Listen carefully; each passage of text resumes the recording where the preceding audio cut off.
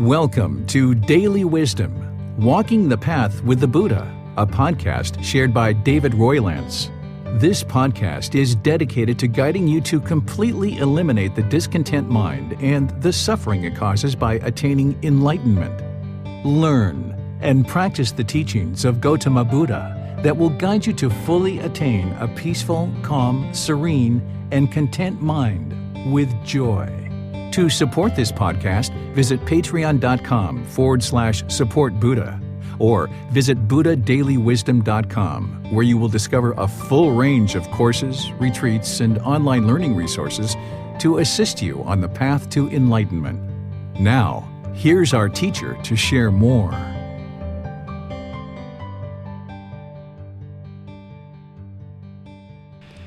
Sawadee Kap. Hello and welcome to Daily Wisdom, Walking the Path with the Buddha. Today we're going to be doing loving kindness meditation and actually walking you through a session of loving kindness meditation so that we can all meditate together and actually train the mind through an active, independent, purposeful training session to cultivate loving kindness in the mind. Loving kindness is active goodwill towards all beings without judgment. Active goodwill is an interest to see others be well, to see others be peaceful, to see others have a good life, essentially. And through doing this meditation, we can actively train our mind, cultivate this loving kindness in the mind, so that then when we interact with other beings, we have this genuine interest to see others be well, this active goodwill. There's nothing about our meditation that we're going to do today that is actually going to change another person, because that's impossible. The only thing we can do in our practice of Gotama Buddha's teachings is learn and practice the teachings to change our mind. That's what this whole practice centers on, is changing our mind, improving the quality of our mind, purification of our mind. And by doing that, what you'll notice is that your life will gradually improve because the condition of the mind is gradually improving. So because of this natural law of karma, or cause and effect, or action and result, by us cultivating in the mind this active goodwill towards all beings without judgment and practicing that in daily life, then what we will notice is that others around us will also tend to practice in the same way. So in your current life, if you've been frustrated or irritated or hostile or unkind to people around you in your life, your personal life, your professional life, then you've essentially conditioned the mind of these people that that's the way you are. You are frustrated, irritated, annoyed, unkind, disrespectful perhaps, if that's the way you've been to certain people. And because of that, people are going to be the same way towards you. So by changing your mind through learning and practicing the teachings of Gotama Buddha, you will effectively start treating other people more peacefully, more kindly, more loving. And through that, through those intentions, speech, and actions, and doing that over an extended period of time, more and more people will look at you and treat you and interact with you as a loving, kind, compassionate, generous person, because those are the type of qualities that you are practicing. So we're going to do that in our meditation session today. But before we get to that, I would just like to kind of share a few other things before we actually dive into meditation. Let's talk about why we're actually interested in cultivating this loving kindness in the mind and why it's important to practice loving kindness in daily life. Gotama Buddha discovered multiple problems about the human mind, why it's unenlightened, why we don't experience this enlightened mental state where the mind is peaceful, calm, serene, and content with joy permanently. As the Buddha, he attained this mental state on his own and discovered all these teachings that are needed in order to attain this mental state for all beings. But people who are not yet enlightened are kind of experiencing significant problems in the mind. And he summarized this into kind of 3 poisons or 3 unwholesome roots or 3 fires. He calls these craving, anger, and ignorance or unknowing of true reality, also referred to as greed, hatred, and delusion or unknowing of true reality.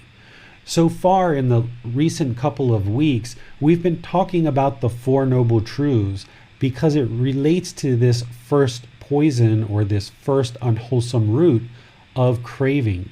It explains to us that craving, desire, attachment is going to lead to a discontent mind. What craving, desire, and attachment is it's a mental longing with a strong eagerness. When the mind has a tendency to hold on, or want or expect certain things. If the mind has this outward searching for satisfaction and gratification, always looking for more and more and more, the mind is going to be discontent because it has this longing with a strong eagerness. And the only way to eliminate this is to eliminate the craving, desire, attachment that exists in the mind.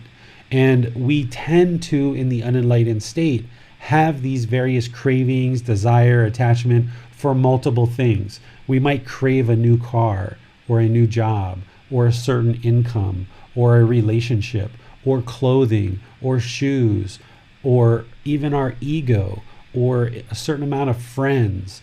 There's all these various cravings that the mind goes through.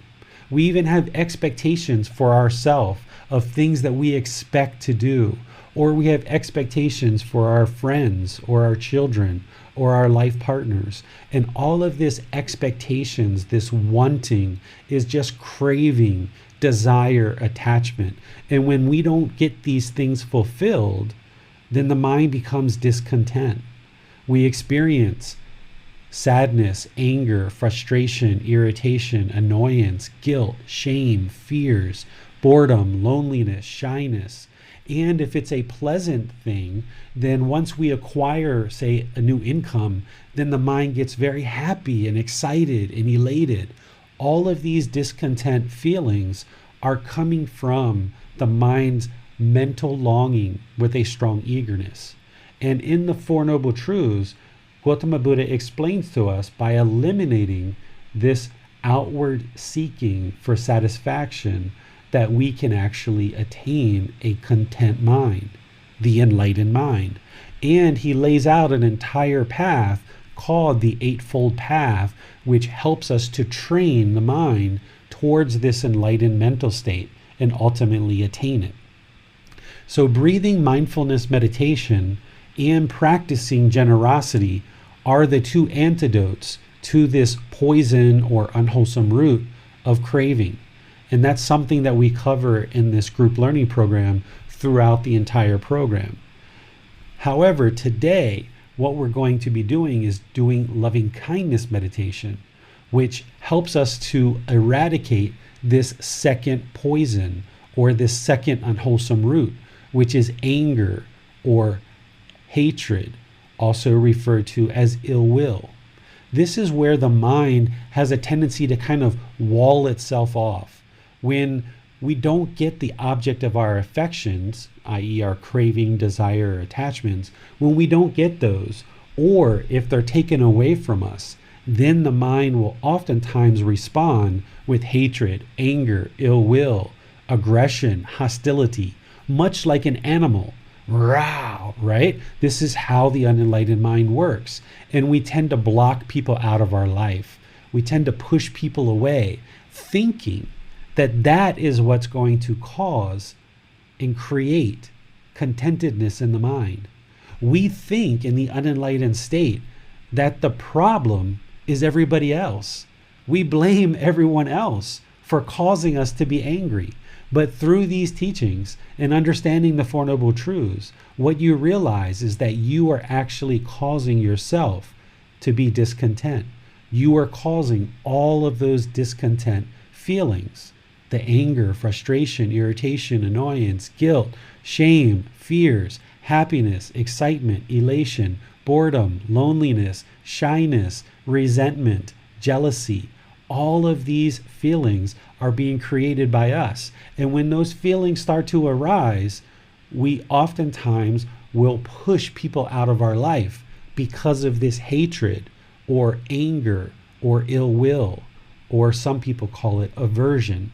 And we think if we just block these people out of our life, then everything will be peaceful. And that's what we really need, because they're the problem. But what you realize through these teachings is that actually it's your own mind that is the problem.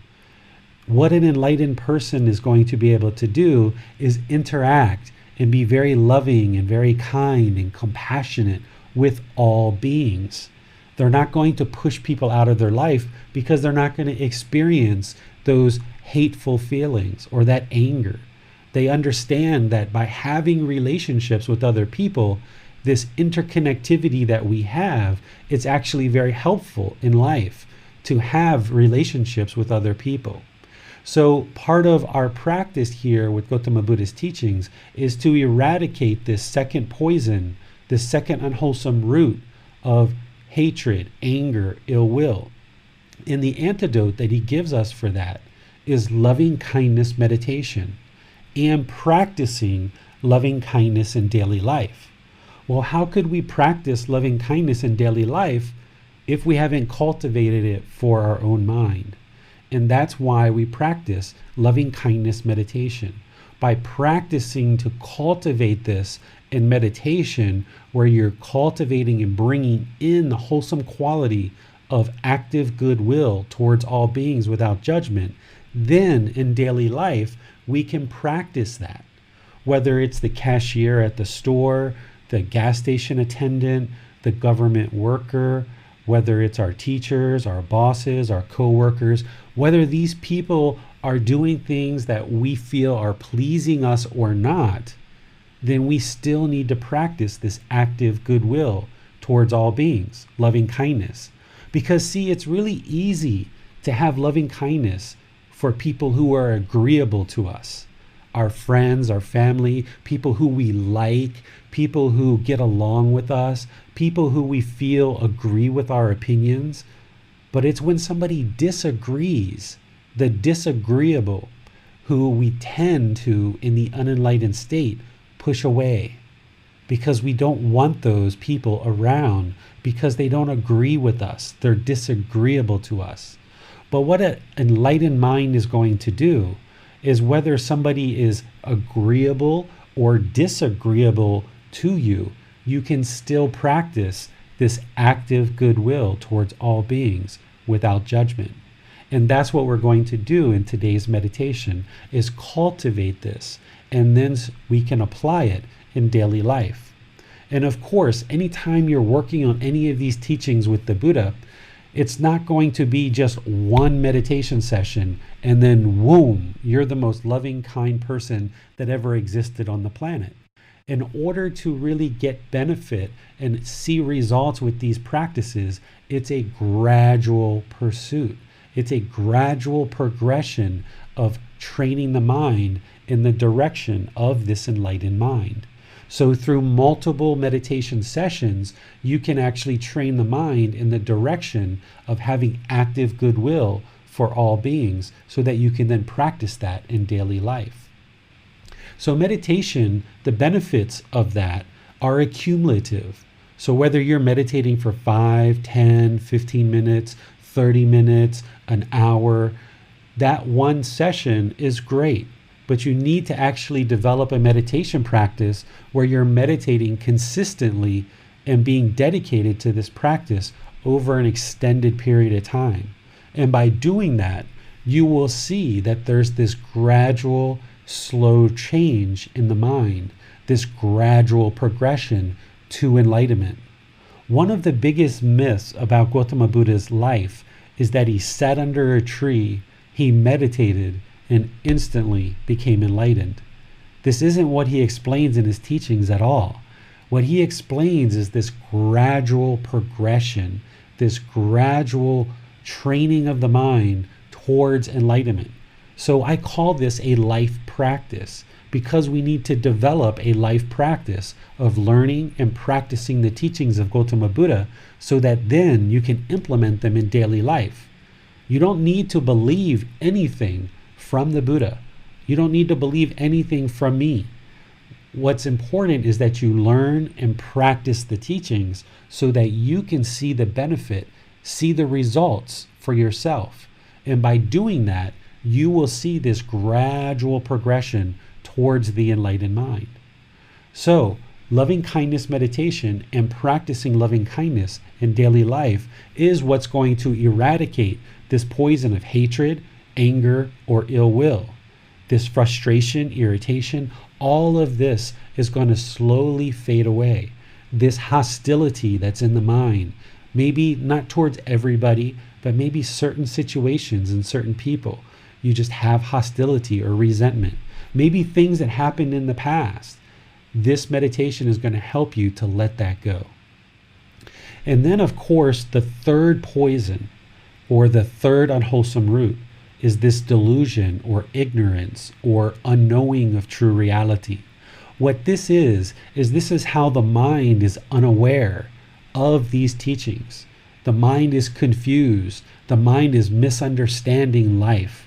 We go around, we drink alcohol, we might tell a little bit of a lie, we might, kind of take something without asking somebody, we might kind of indulge in sexual activity without kind of having a real committed relationship, or maybe even, go behind a partner's back, or maybe we know somebody else has a partner and we spend time with them and, cultivating a sexual relationship, or we speak in hostile ways, unfriendly ways, or we have certain sarcastic intentions and look to be sarcastic with people and be witty, or our ego comes out and we start having this egotistical mind that is kind of arrogant or conceited, right? All of these various teachings that the Buddha shared, the mind is unaware of them. The mind is unaware how it's causing itself to be discontent. The mind is unaware of things like impermanence, discontentedness, non-self. The mind is unaware of things like the natural law of karma. The mind is unaware of the three poisons itself. The mind is unaware of so many things. It's the unknowing of true reality. And because of that, because of the unknowing of true reality, the mind just continues to crave, seeking fulfillment externally. The mind continues to have hatred and anger and hostility, blocking people off, and the mind is essentially trapped in this unenlightened state. Even though in the human realm, even though we have this human life and we have the ability to cultivate the mind and attain enlightenment, we're ignorant to that. We have delusion, we have confusion, we have unknowing of true reality. And because of that, it keeps us trapped in the unenlightened mind. And we continue to go around experiencing all the discontent feelings. We continue to have anger, hatred, sadness, frustration, irritation, guilt, shame, fears, boredom, loneliness, shyness, resentment, jealousy. And our mind just keeps moving through all of these impermanent feelings and ultimately feeling more and more miserable. This is one of the reasons why so many people in the world today have such a poor outlook on life, because the mind is experiencing all these discontent feelings and it doesn't know the way out. It's not aware. It doesn't have wisdom, because wisdom is the antidote that Gotama Buddha gave us for this third poison. This poison of delusion, ignorance, or unknowing of true reality is resolved and remedied through wisdom. Well, how do we get that wisdom? The way we get that wisdom is by learning and practicing the teachings of Gotama Buddha without belief, not believing the teachings. There's never a time where Gotama Buddha said, "Believe me." There's never a time where I will say, "Believe me," because belief doesn't liberate the mind. You can't see the truth and attain wisdom through belief. So the way to acquire this wisdom is to learn the teachings and practice them. And through your practice of these teachings, you will see the mind and the condition of the mind gradually improve. And you will gain the wisdom of what it takes to progress on this path to enlightenment. Through that wisdom that you acquire and you see the truth for yourself, you will then start functioning in the world differently. Once the mind starts to understand these truths and acquire the wisdom of how to eradicate these poisons in the mind, then the mind will start functioning in the world very differently than it does in the unenlightened state. But in order to get that wisdom, you need to have guidance from teachers. You need to have people to share the teachings with you so that you can then learn those teachings and independently observe the truth for yourself. You need to be introduced, you need to be guided, you need the teachings to be shared with you. But once they're shared with you, you should be able to then independently observe the teachings for yourself. And by independently observing the teachings for yourself, seeing these truths as truth, then you have wisdom. You will know with 100% certainty that these teachings are the truth, and they're continually improving the quality of the mind and essentially leading you closer and closer to this enlightened mind, because this anger and frustration will go down to irritation, to annoyance, to dislike, and then all of a sudden certain situations will be happening around you that in the past would cause you anger and frustration.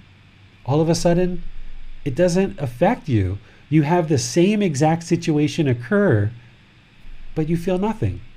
The mind is just peaceful and calm because you've trained it so well that this anger and hostility gradually diminishes and extinguishes until the mind is permanently peaceful, permanently calm, permanently serene, permanently content, and permanently joyful. And you do this on all the various situations and experiences that you have in life. But it requires you to build wisdom. And in order for you to have wisdom, you need teachers and guides. You need classes like this. You need resources to learn. You need to have the teachings brought into the mind. And that's what we actually do in this group learning program that we have here in the Facebook group, Daily Wisdom, Walking the Path with the Buddha.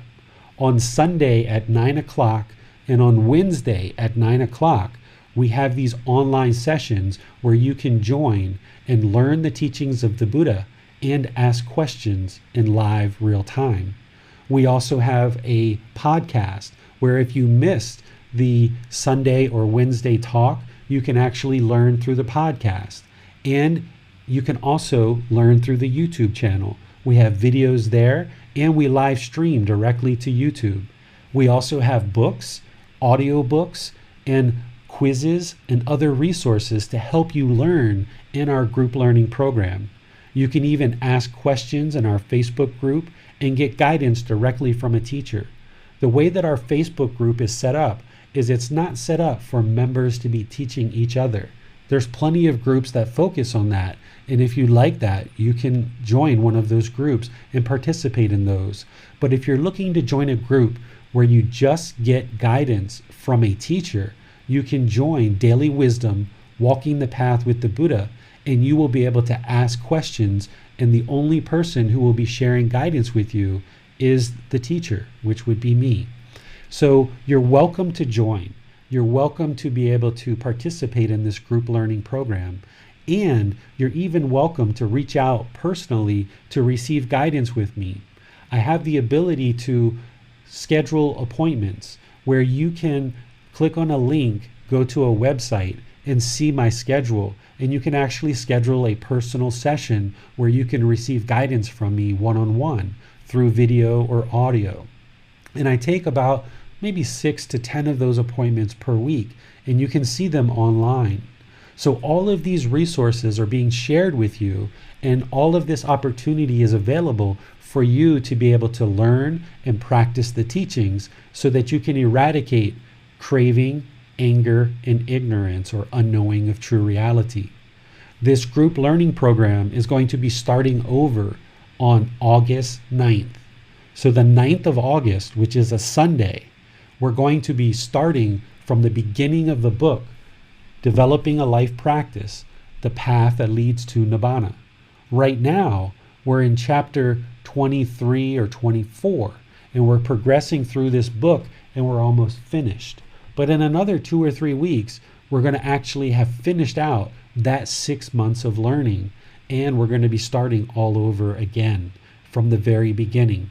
So if you are not yet a member of this Facebook group, or you have not yet signed up, using the link in the comment section of this podcast or of this video, then you need to click on that link where it says Group Learning Program and sign up for the program. And then you'll start getting the communications of how to participate. You'll get all the download links for the resources of the book, the audiobook, the YouTube channel, the podcast, the quizzes, the Facebook group, and everything else that you need.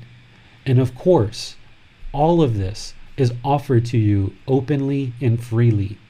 There's no cost to participate in this program.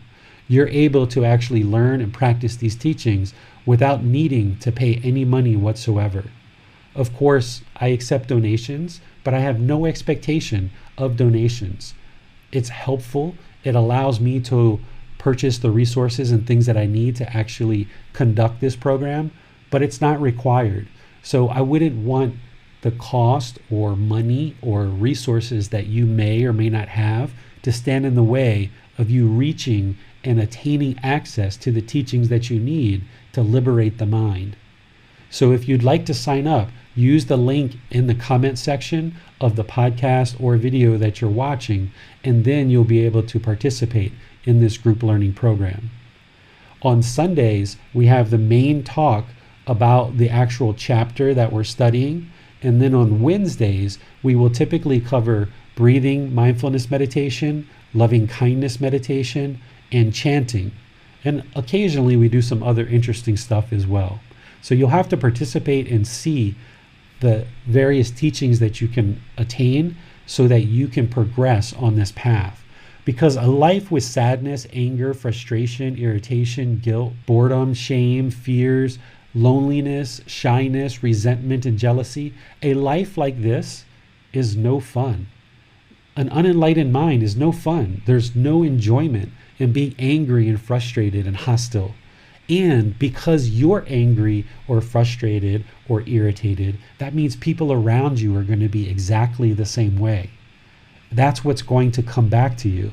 So by you focusing on training your mind through this type of training and through this type of program, you will actually then not only be able to improve the quality of your mind, but also the quality of your life, because more and more people around you will then start treating you in the same way that you're treating them. Okay? So I just wanted to share that with you, no matter where you're listening, whether it's on the podcast or one of our social media outlets, or whether you're even watching this as one of the watch parties that tend to get kicked off after our sessions. I would like to thank everybody who's been participating in the group learning program over the last 6 months. Thank you for all your questions. Thank you for all your donations. Thank you for all your contributions to what we've been able to accomplish here in the last 6 months. And I know from a previous session that many of those students are already seeing benefits to their mind and to their life. And that's what it's really all about, is you improving the quality of your mind and improving your life. So now, with all that said, let's get back to loving kindness meditation and these 3 poisons: craving, anger, and ignorance, or unknowing of true reality; greed, hatred, and delusion, or unknowing of true reality. Before we move forward, let me just pause and see if we have any questions from anybody in our Zoom virtual classroom, from social media and Facebook or YouTube, which is where we're live streaming to. We have a moderator named Max who does a really good job of looking at all these questions that people send in through comments or chat, and then can ask the questions and then get them answered in our session live. And our virtual classroom and the Zoom sessions, they actually have the added feature of being able to raise their hand and ask the question live. So no matter where you participate, you're welcome to ask questions or ask follow-up questions as we go throughout these online learning sessions. So Max, do we have any questions from anybody in our audience today? Thank you, David. I have a question. You talked earlier about aversion to disagreeable behavior in others. And by disagreeable behavior, are we talking about behavior that we find displeasing because of our attachments? Or can this also mean behavior that is inherently unwholesome in some way? And is it useful to draw a distinction between those two? It's actually both, right? Because in the unenlightened mind, we tend to hold on to so many things. We tend to hold on to thoughts and experiences that we've had, certain opinions, certain views, but we also have certain ways that we think other people should interact with us or interact with others, or a certain way that we expect everybody to interact in the world. And when people don't do things to our pleasing or things that we like, which is a craving, desire, attachment, a mental longing with a strong eagerness, an expectation, an obligation, when we project that onto another person, then those people are essentially disagreeable to us. We expect certain things to happen, and when they don't happen the way that our mind chooses that we want to have this thing happen to please the mind, then that's when we have aversion. So it starts with the craving of the mind holding on to a certain attachment or a certain expectation or obligation, and the mind wants everybody to be a certain way or talk a certain way or interact a certain way or do things in a certain way. And when our friends, our family, our children, our coworkers, our boss, strangers, the bus driver, taxi driver, when people don't do things the way that we find suitable, because we've had in the unenlightened mind certain criteria of everything that we think should happen in the world, and it should be our way. It should be our way because of this selfish desire. Then when these things don't happen, that's when the mind becomes discontent, and then we react with hostility and push people away with aversion. And it could be something wholesome, or it could be unwholesome. So let's say that we think everybody should not have ego. And that's true, right? If we're all walking this path to enlightenment and the entire world didn't have ego, that would be wonderful. That's a wholesome quality. That's a wonderful thing for the entire world to accomplish. However, if you go around, or if we go around in the unenlightened mind and expect that everyone's going to not have ego, when we see ego, the mind's going to be frustrated. It's going to be irritated. Why does everyone have to have ego? Oh, the world's horrible. The world's miserable. Oh, why is there so much ego in the world? So even though it's a wholesome thing, a wholesome quality that it would be great for the world to aspire to, that's not where the world is right now. So if the mind holds on and expects this condition, then the mind's going to be discontent when it interacts with somebody with ego. And then it's going to push this person away. It's going to have aversion or hostility or frustration or irritation. So that's like a wholesome quality. The other situation that you mentioned is, let's say it's an unwholesome thing. Let's say somebody's drinking or using drugs, and we know that, and we try to push them away because we think that, they're no good for our life. And maybe ultimately we aren't interested in being around people that are ingesting intoxicants and substances that cause heedlessness. That's not necessarily a bad decision. However, if we do that with aversion and hostility, or we do that with thinking down on these people and judging them, then we're practicing arrogance. We're the ones with the ego. And this aversion of pushing people out of our life, not having this active goodwill for all beings, will cause problems in our life, because not only are we going to push this person away that's taking in substances that we disagree with, but also other smaller situations, maybe somebody just says a couple of words that we don't like. Maybe someone is in the habit of using the word stupid all the time, and we don't like this word stupid. And whenever we hear someone use the word stupid, we just kind of like push them away and push them out of our life. If we did that, then the mind is going to find it very difficult to interact in the world, because not everybody is going to do things in the way that's pleasing to the mind.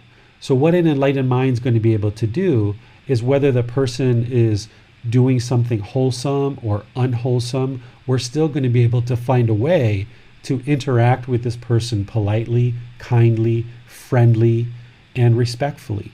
Whether we see that they're doing things that are agreeable to us in terms of they're speaking polite and kind and friendly and respectful, or whether we see them speaking unfriendly or unpolite or disrespectful. We can be the same way towards both people. Nothing changes about our mind. So an enlightened mind, having attained this permanent mental state of peacefulness, calmness, serenity, and contentedness with joy, that mental state is permanent. The enlightened mental state is permanent. It's unshakable. It won't change from that mental state of enlightenment. So when we're encountering a person who's agreeable to us or disagreeable to us, the mind is going to practice the same way. There's still going to be loving kindness or active goodwill towards all beings without judgment in both situations, because the enlightened mind has already transcended all this craving, anger, and ignorance. It's already eradicated all that from the mind, so it can treat both people the same way, because it's operating through the mind, which has attained this permanent mental state, which is practicing this Eightfold Path all the time. Great, got it. Thank you, David. Now, we have a comment from Shanta on YouTube. She says, when you are able to let it go and you allow the person back into your life and they have not changed, that's so hard. That is my struggle with a relative who has repeatedly overstepped boundaries. And now I feel at peace without this person in my life. I don't hold any ill feelings, but I struggle with having her in my life.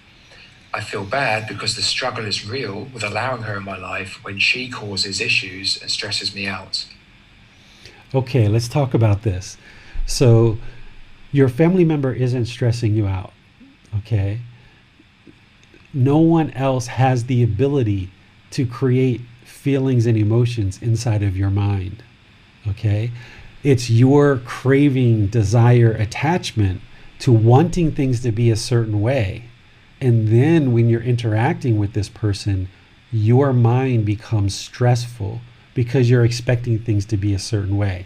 So we're not talking about whether this person is doing good or bad things or wholesome or unwholesome things. What we're talking about in this first part of what you shared is just your mind expects things to be a certain way. And when they're not that way, that's when you create the stress for yourself, because you want them to be a certain way. That want or that expectation is the craving, desire, attachment. That's the mental longing with a strong eagerness. And when things aren't that way, your mind can't be peaceful.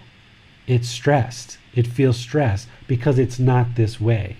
So if you eliminate this, then what you'll realize is that you'll be able to more easily be around all people, no matter what they do. But you're not there yet. You've just started practicing these teachings in the last week and a half, so you're still learning, you're still practicing. But I just want to make sure you understand that that stress you're feeling is not coming from another person. You're actually causing it yourself. And that's why you can eliminate it yourself. You can eliminate this stress, but you need more training and you need more guidance. You need more time to really move the mind in the direction of enlightenment. And when you do, you'll find it to be easier and easier and easier to be around all people. So that's the first thing, is you're actually causing this yourself. The second thing that I would like to share is there's a difference between aversion hatred and anger versus having discernment of people you choose to have in your life or not. Let's talk about this. Aversion, hatred, or anger is, I don't want to be around this person because I don't like what they do and I don't want to be around them. I don't like this, right? And there could be frustration or irritation or annoyance associated with that. And we might have ill will potentially, or maybe something less, like just, I don't like this, right? That would be aversion. But it sounds like what you're talking about with your family member may not be this. It may not be aversion. It may be that you're having discernment where you're choosing that based on where your life is right now and what you're trying to accomplish, you'd rather not have this person in your life at this particular time. You still have active goodwill for her. You still have compassion. You still have non-judgment. You still have kindness and generosity and respect and all of these feelings for that person, but you just know it wouldn't be good for your life right now based on what it is you're trying to accomplish.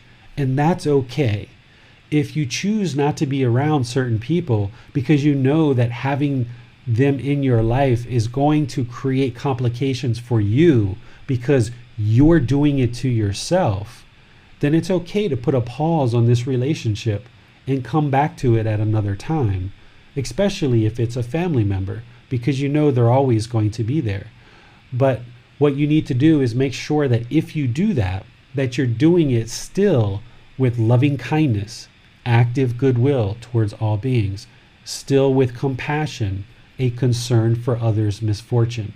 But if we block someone out with hostility, that's aversion.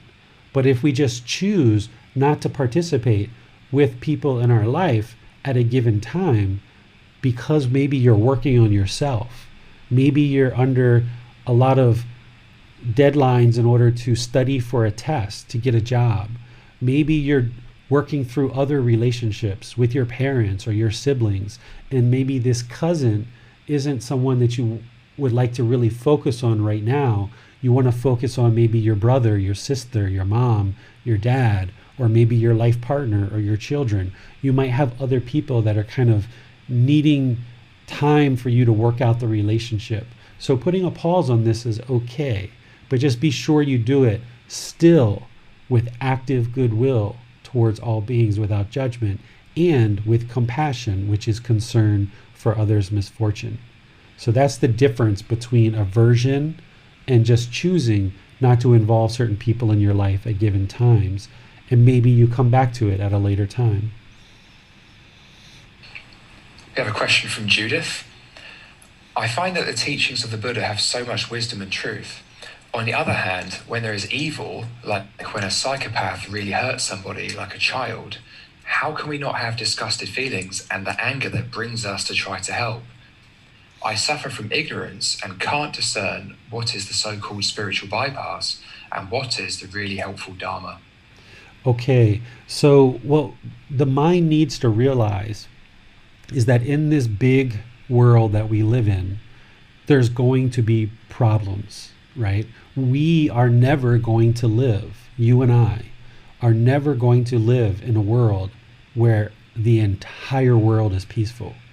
The entire world is not harming each other. It's not going to happen during our lifetime. There's going to be people who murder. There's going to be people who rape. There's going to be people that do these harmful things in the world. So the mind has to realize that's going to happen. We don't need to agree with it. We don't need to condone it. We don't need to support it. But the mind needs to understand and realize these things are going to happen. And when those things happen, if we allow the mind to get angry or frustrated or irritated because of it, what good does it do? What good, what benefit is it creating? That you get angry when somebody else does something bad. So essentially, your mind is craving, desire, attached. It has this mental longing for the entire world to be peaceful and no harm to be done. So that's a great aspiration, right? This is where the Buddhist teachings aren't about what's right or wrong. He's explaining to you why your mind is discontent. So even craving something wholesome, even craving something as good as the entire world being peaceful, if you maintain this craving, this mental longing with a strong eagerness, if you have this desire, this attachment for the entire world to be peaceful, whenever you see that there isn't something going well in the world, you're going to be irritated, you're going to be frustrated, you're going to be annoyed, you might have anger. It's because of the craving, desire, attachment. So you need to train the mind with breathing, mindfulness, meditation, and generosity to let go, to realize there's going to be harm in the world. It doesn't mean you agree with it. It doesn't mean you agree with somebody's actions, but those things happen. And it's those people's individual personal choices that created that. But if you attach your peaceful mind to everyone else has to be peaceful before you become peaceful, then you've got to wait for 7.5 billion people in the world to become peaceful before you become peaceful. That means you're going to be the last one, right? And then there's more people being born all the time. So your mind is holding on and craving, desiring, attached, wanting others to be a certain way, having certain expectations. You have to let that go. And you have to realize that all the inner fulfillment, all the peace, all the calmness, all the serenity, all the contentness and joy is already there. You need to remove this pollution of the mind where the mind wants certain things to be a certain way. And by doing that, then your mind can be more peaceful, calm, serene, and content with joy. But you need to learn the entire Eightfold Path, and you need to practice all the various teachings that are part of this path. It's not just a one-time shot. It's a life practice of developing this practice and then implementing it in daily life. Recently, David, you shared a teaching with me from the Buddha about how fairs and shows and sort of live entertainment wastes one's substance. And today you also talked about craving and how we should not seek fulfillment in external things. So I was wondering, what about more seemingly innocuous entertainment like films, games, etc.? Is there any use in these if we don't crave them, presuming we don't crave them? And in a world where everyone is practicing deeply, is there any place for entertainment? Yes, so it's important to understand that there's different levels of teaching, right? There's common household practitioner teachings, and then there's the higher teachings for the ordained practitioners. The higher teachings is a much more strict discipline that is more conducive of somebody to attain enlightenment. Going through the ordained path is more conducive to enlightenment because there's a really strict discipline there that if you choose to go in that direction, that you will shut down a lot of the opportunities for the mind to have craving or for the mind to sway in one direction or another. So things like entertainment or fairs or games, certain things like this, the ordained practitioners didn't participate in, and they shouldn't participate in because they're on a real strict discipline to train the mind towards this middle way of enlightenment. And what happens with entertainment, with music, with fairs and all of these things is they're designed to create emotion. They're designed to create feelings. This is why certain music has a pleasant sound or have a harsh sound. Certain movies will be very loving or very jovial or very scary, right? All of this entertainment and all this media that we put into the mind, it moves the mind in a certain direction. And for someone who's on this real straight and narrow path of the ordained path, these things will sway the mind, and it's much more challenging for that person, if their practice isn't really strong, to be able to maintain that middle way. For household practitioners, we haven't necessarily prescribed or decided to take this ordained path. However, we can use things from that ordained path to help us to train our mind. And some things with entertainment and things that you can think about is when you listen to music, you're going to see your mind is going to move in certain direction. Or if you watch certain movies, you're going to see your mind is going to move in a certain direction. These things aren't bad. It's not wrong to take in this content. But what you have to understand is you really need to develop a really strong, stable practice in which to ensure that the mind is more and more stable, so that when you take in this content, you can bring the mind back to the middle. For someone who is maybe on this path and really wants to get serious with it for maybe 3 months, 6 months, or a year, or what have you, you might choose to eliminate those things from your practice. You might choose to stop listening to the news. You might choose to stop watching movies or watch them very rarely. You might choose to only listen to instrumental music have a very calming sound or something like this. And you can do that. And what will happen is you will develop right mindfulness, which is the 7th step on the Eightfold Path. Mindfulness is awareness of mind. You will develop right mindfulness much better, eliminating those things from the mind. And maybe you decide to eliminate those for a period of time and then slowly bring them back into your life. Because there's so many people out there that get angry and frustrated when they see the news. There's so many people that have challenges when they watch certain movies, and it might make you cry, or you might get upset or frustrated or angry over certain things. And if you're trying to sort out this emotion in the mind and these feelings, and the mind just keeps swaying back and forth due to all this content that's coming into the mind, then you're going to find it harder and harder to get to this middle way and really stay on top of it. So one thing you might choose to do is either eliminate it or significantly reduce it so that you can see the mind more clearly and stick to this middle way. The other thing that can happen is, remember, one of the discontent feelings is boredom or loneliness.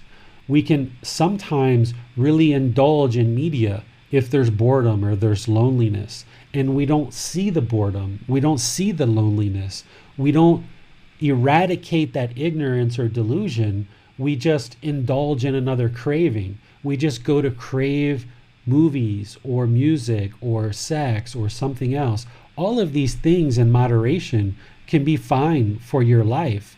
However, if you're ignoring those feelings that are arising, the boredom or loneliness, and you're just lashing out and grasping on to the next craving, then you're essentially losing the opportunity to see what's causing the boredom or see what's causing the loneliness and eradicate that. Train the mind to eradicate that.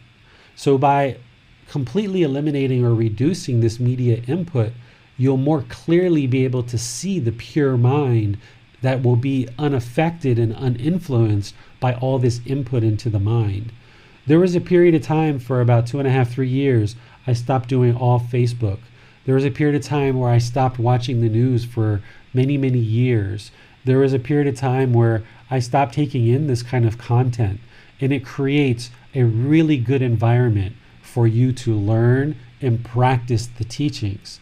Because we really spend, in the unenlightened state, we spend a lot of time sometimes taking in this content and games and movies and all of these things, when if we actually spent time to learn and practice the teachings, which will have real lasting benefit, we can do that for 3 months, 6 months, a year, what have you, and then being more firm and more stable with our mind with these practices, having a better developed life practice, we can slowly bring back in some of these other things like entertainment or gaming or going to a movie or going to a festival or a fair.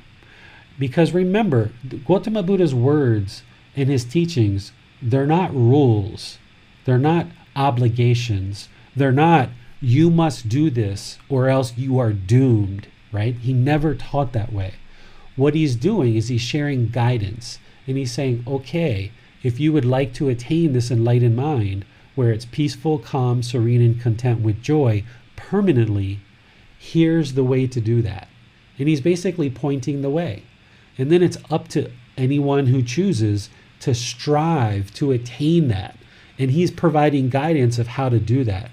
Whether you choose to watch one movie a week or one movie a month or one movie every 3 months is totally up to you. If anyone ever shares all movies are bad or all games are bad, all fairs and festivals are bad, this is permanence. This is the mind looking at Gotama Buddha's teachings as rules.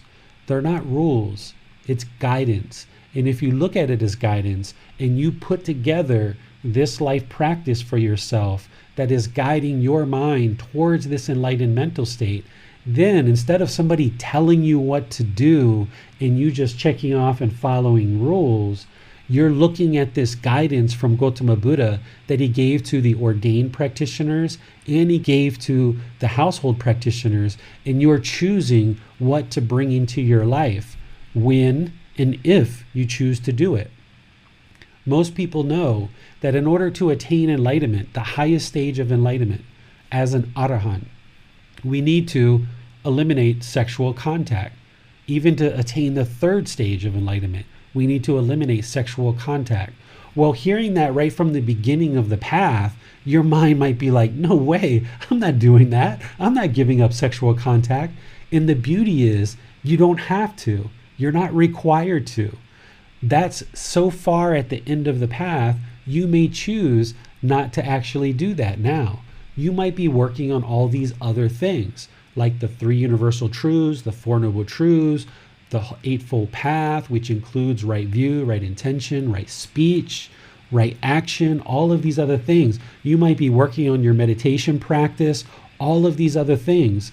At some point in the future, as you work your way towards enlightenment, you can attain the first and second stage of enlightenment while still maintaining sexual contact. And you'll have a really good life in the first and second stage of enlightenment.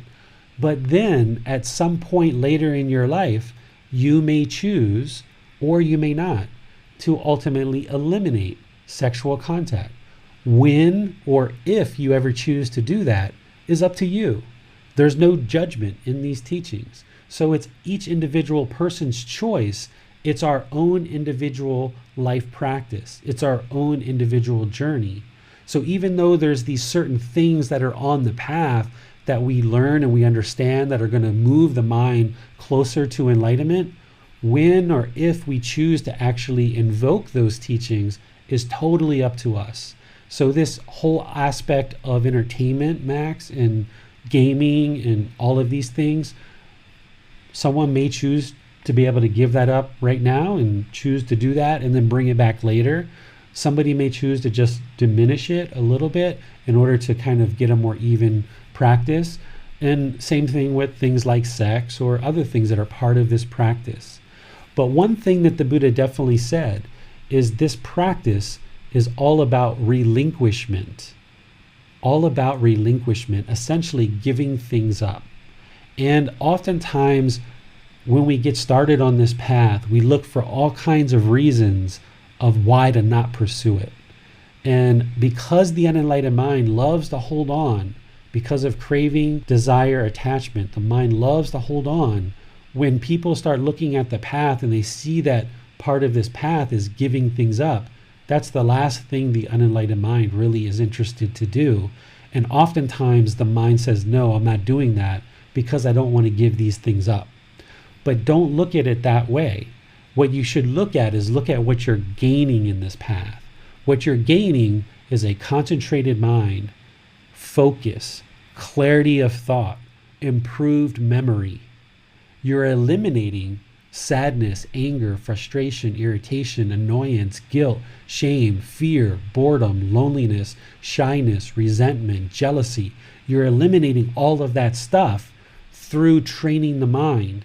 But once you attain enlightenment and as you pursue enlightenment, you choose to watch a movie here and there, it's up to you. You choose to play a video game, it's up to you, right? Everything is up to you on this practice. Nothing is forced. There is no rules. So it's really important to focus on what you're gaining in this practice and realize when or if you ever choose to give up any of these things is up to you. You can go as far or as short on this path as you like. There's plenty of teachings that the Buddha shared that will benefit your life and improve the quality of your life. But what things you choose to incorporate into your life practice is up to you. The more that you learn and incorporate into your life, the more enlightened the mind will become. But that doesn't mean that you never watch a movie or you never listen to music. What you'll probably find is as the mind becomes more enlightened, you will naturally start to let go of these things without even making a conscious choice to do so. I very rarely, if ever, listen to music. Very rarely. And it wasn't a conscious choice. It's just the mind doesn't have that interest anymore. And it just happened to do that. And I used to love to listen to music all the time. And that was a certain craving that I had. And I listened to it a ton. But now at this point in my life, every once in a while I'll listen to some music, but not very frequently. And the same thing with movies or other things. And it's not that I even made a conscious decision to do so. It just kind of naturally happened on its own. It's the same thing that happens with our sex drive. It kind of naturally extinguishes as we age. So a lot of these things, as you learn and practice this path, will just naturally fall away without much real issue of you letting it go, because you don't have to rush and hurry up to get enlightened. Nobody should be hurrying up to get enlightened, right? So we should just take our time, pursue it as a goal or an objective or an interest. Yes, and many times you've reminded me to train gradually, that the mind responds well to gradual training. And I feel that if we try and cut any of these cravings off too quickly, we can actually create more trouble in the mind and then maybe go towards the aversion side of things. So yeah, that's been very helpful advice, to train the mind gradually. Absolutely. By saying the mind craves permanence, which is part of the way I teach the Four Noble Truths, essentially what we understand is the mind does not like impermanence, right? The mind doesn't like change. It just despises change. This is why when everybody went from working and having a normal life and doing whatever they were doing, when people started quarantining in the house, people started becoming bored or lonely or angry or frustrated or irritated because of that change. And now people have been inside for 2, 3, 4 months. When things start opening back up, people aren't going to like going outside because now the mind's gotten attached to being inside, right? The mind's not going to be so pleased maybe to go outside. This is the mind craving permanence. So the mind doesn't like impermanence. So if you try to do these real hard, fast stops of things, sometimes that can work. Like people will quit smoking or quit drugs or alcohol or things like that. And that can work sometimes. But oftentimes the best way is to just gradually ease the mind away from these attachments. When you identify certain craving, desire, attachments that are creating discontent feelings, then identify what those attachments are and then gradually train the mind away from it. And it's going to be a much more comfortable situation. And if you need to take a particularly aggressive approach with certain things that you really want to get out of your life, like cigarettes or alcohol or drugs, then you can go for it. But don't be surprised if the mind reverts back or relapses, right? This is the craving gradually extinguishing. So if you are a smoker and you've been smoke-free for 2 weeks and you go back to 1 cigarette, that's just the mind still having a bit of craving. Just jump right back on the bandwagon and now go 4 weeks without a cigarette. And if you happen to have one, okay, jump right back on, now go 6 weeks, right? Or whether it's you're trying to eliminate sexual contact, or you're trying to eliminate caffeine, or you're trying to eliminate the news. Some people have told me they want to get the news out of their life. They don't want to watch the news anymore. Same thing. You might go 2, 3, 4 weeks without the news, and then the mind just would like to see it once. and then you get right back on and you start to extinguish it again.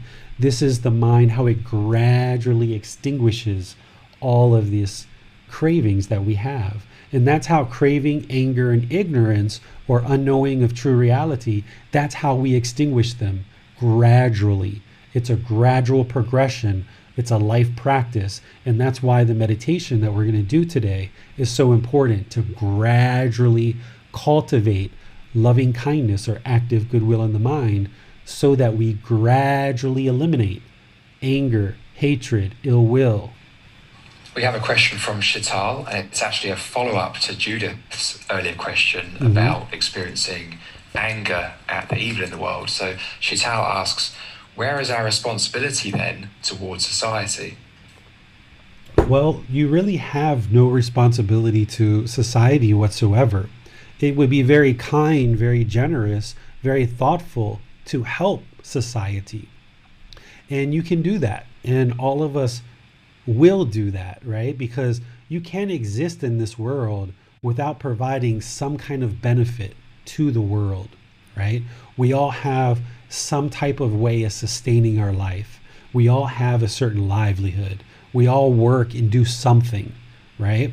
Whether we work outside the home or we work inside the home, there's nobody that's just really, well, there's probably some people that just sit and do nothing all day long. There's probably some people somewhere, but ultimately that's impermanent. We all need to contribute to society in some way. How we do that, when we do that, is totally up to us. But based on Judith's question of a psychopath causing harm to some innocent child, for example, we have little ability to change that person. We have really no ability to change them. We have the ability to influence them. And that's why there's these certain systems in place, right? If a psychopath, for example, harms a child, there's systems in place, law enforcement, court systems, imprisonment, things like this, to help this person see you're headed down the wrong path and there's harm here. You're causing harm, therefore harm is coming to you. This is Gama. This is the natural law of Gama. It's right here, right now. But if we see on the news that somebody has harmed a little child, there's nothing that we can really do in that situation. The harm has already occurred. It's already happened. It's on the news, which means they're either looking for the individual or the individual's already in custody. For us to get angry or frustrated at that point, it doesn't help anything. If we want to help, if we're interested in helping, we need to find a way to contribute to society to benefit people so that those things don't happen. But the mind has to realize that some of those things are still going to happen in the world. There's just no way around it. Until the entire world is learning and practicing Gotama Buddha's teachings, where people are eliminating craving, anger, and ignorance, or unknowing of true reality, this world is going to have harm. It's only his teachings that teaches harmlessness and teaches it in such a clear and concise way that the entire world can liberate the mind through observing these truths and eliminating discontentedness of mind. And until then, which isn't going to be in our lifetime, there's going to be harm in the world. And we just need to find ways to contribute benefit to society and realize that we can't solve all the world's problems. We can only do our part. Sure, I would like to share these teachings throughout the entire world, and so did Gotama Buddha. Gotama Buddha, he lived 2,500 years ago. He could only accomplish so much in his lifetime, and after that, it's up to everyone else to do their part. So, for me, at this point in my life, and for the rest of this life, I've decided that I'm going to offer these teachings and share these teachings openly and freely with the entire world. And that's my way of sharing and helping the world. But at the same time, I recognize that I can't help everyone in the world. There's just no possible way. There's going to be harm in this world. And when that happens, it's unfortunate, but I didn't cause it, I didn't create it, and I can't solve it. The only thing I can do is offer these teachings to whomever chooses to come and learn and practice them. And from there, it's outside of my hands. The Buddha talked about what we're talking about now. He talked about it as fretting about the world. Essentially, as you're moving through this path and you're training the mind, you get to a point where you're fretting about the world. Essentially, you're worried about the world, or we might complain about the world, right? We're worried about the world. Well, if you allow the mind to hold on to that and continue to worry about the world, we worry about everybody else, then your mind is still holding on. It's still craving, it's still attached. You're never going to get to enlightenment, which means there's going to be rebirth because you're still worried about the world. You need to transform this worry into concern, because a worried mind is going to see all the problems and it's going to be discontent. But a concerned mind is going to see all the solutions to the problems and it can be content. A concerned mind that sees all the solutions to the problems, it can be content because it knows the solutions. Where a worried mind is just going to go around and worry and worry and worry and worry because there's so many problems and so many problems and so many problems. It's going to be discontent because it's worried and it's worried and it's worried. But a concerned mind knows the solutions to the problem. And for me, the solutions are Gotama Buddha's teachings. By sharing these teachings in the way that I do, I know that the world is only going to get better and better and better. So therefore, I can be content knowing that I'm doing my part and I'm doing the best that I can do with the amount of effort that I can provide. And through those efforts, the world will become a better and better place. So I see all the problems. I know that there's an enormous amount of problems in the world. If anything, those problems motivate me to do what I'm doing even more and more. But not only do I see the problems, but I also see the solutions. And the solutions are for people to learn and practice these teachings. So therefore, I can be content because I know, just like the human mind is going to gradually change, gradually progress, the humanity is going to do the same thing. We can't just snap our finger and then all of humanity becomes peaceful. It doesn't happen that way because each individual's mind needs to gradually evolve to this higher consciousness, and that's not going to happen overnight. So you need to be content and realize the best thing you can do is work on your own mind. Don't fret about the world. Allow the world to do whatever the world's going to do. The world will be just fine. It will sort itself out. But you need to work on your own salvation, your own mind, purifying your own mind, creating peacefulness, calmness, serenity, and contentedness with joy. Don't attach your contentedness to what everyone else is doing in the world. You have to seek that inner fulfillment, that inner contentment on your own, through your own mind, not attaching it to what others do or don't do. We have another question from Shital. What is the enlightened mind interested in, if not any worldly thing? Well, every enlightened mind is going to be a little bit different. All enlightened minds are going to be peaceful, calm, serene, and content with joy, right? Permanently. But what each individual person does is going to be different. There's going to be enlightened people who are in politics. There's going to be enlightened people who are construction workers. There's going to be enlightened people who are police officers, or perhaps, or taxi drivers, or monks, or teachers, or waiters, or waitresses. Everybody is going to choose to contribute in the world as best that they can and however they choose to. When we talked on Sunday in that symbol of enlightenment where it goes around in a circle and then it kind of winds through this path, becoming more and more and more and more and more narrow, by the time you get to enlightenment, you've shed away all the ego and craving and anger and ignorance. You've shed away the self or self-identity, the self-image. And by the time you get to enlightenment, you're going to know what it is that you need to be doing in this world in order for you to contribute. Because right now, Your decisions are all motivated by craving, anger, and ignorance, or unknowing of true reality. Your mind is going around craving certain things based on your desires, based on what you think this self-image, what you think the self needs. That's what you're craving, and that's what you're doing.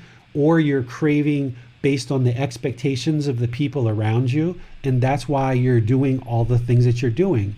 All your decisions are being motivated out of craving, anger, and ignorance, or unknowing of true reality, this self and this ego.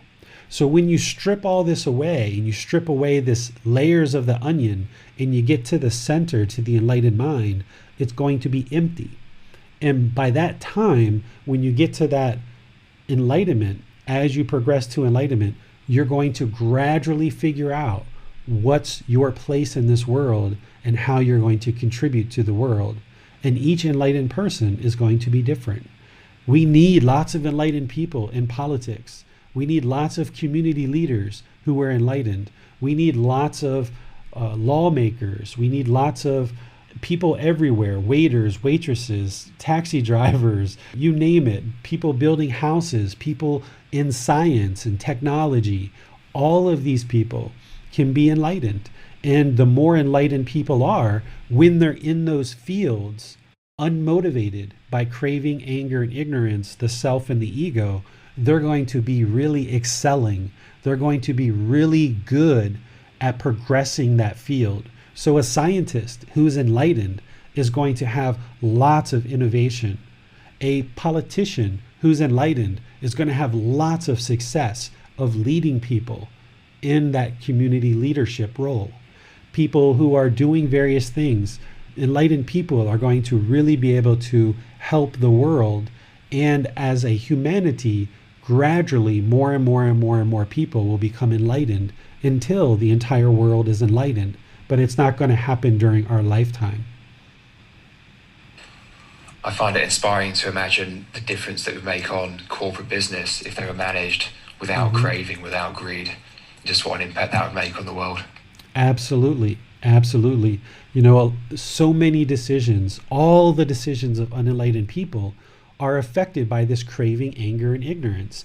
And that's what creates the unwholesome Gama. Because decisions are being made based on craving, anger, and ignorance, this self and ego, they're not always the right decision based on wisdom. So people are making these decisions based on craving, anger, and ignorance, the self and the ego. And that's why what's coming back isn't always wholesome, because unwholesome decisions are being made.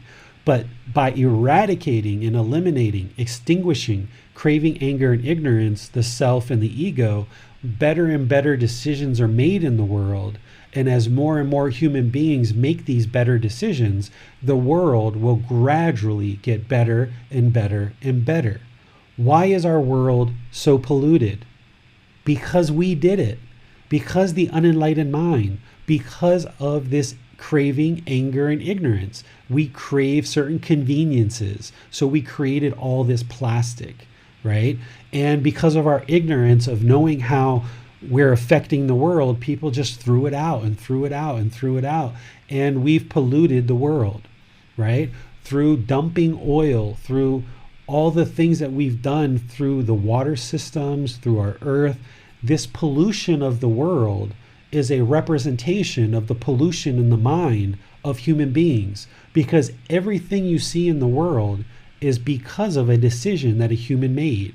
If you see a piece of trash on the floor or on the ground when you're outside, that's from a decision that a person made to do that, right? So the more that we eradicate craving, anger, and ignorance, the self and the ego from everybody's minds in the world, but each person has to choose to do that for themselves. We can't force people to do it. But by everybody choosing to do that, better and better and better decisions will be made in the world, and the world will gradually get better and better and better. This is why we've worked ourselves into this situation where humanity is at its lowest point ever in the history of the world.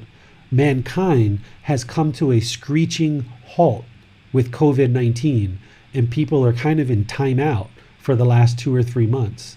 And people are sitting around thinking about how we've really damaged this world. And more people are slowly, gradually awakening. And you can see it. If you understand the path to enlightenment, you can see how our species is slowly, gradually evolving. But it's not going to happen overnight. And we can't force other people to do it. So the only thing we can do is focus on your mind. So Chantel, or anyone else who's joining us today, or anyone else who hears this on the podcast or anywhere else, you focus on your mind. That's the only thing you can do. If people ask you what you're doing, you can tell them, you can encourage them, you can let them know, but don't do it with eagerness or this longing. Just gradually let them know that you're learning and practicing the teachings of the Buddha. And that's why your mind and your life is improving. And the more and more people that start becoming aware of Gotama Buddha's teachings, the whole world, all of humanity, will gradually evolve and become more and more enlightened. We're not going to see during our lifetime the entire world enlightened. So we have to get comfortable with the fact that we can only work on our own mind.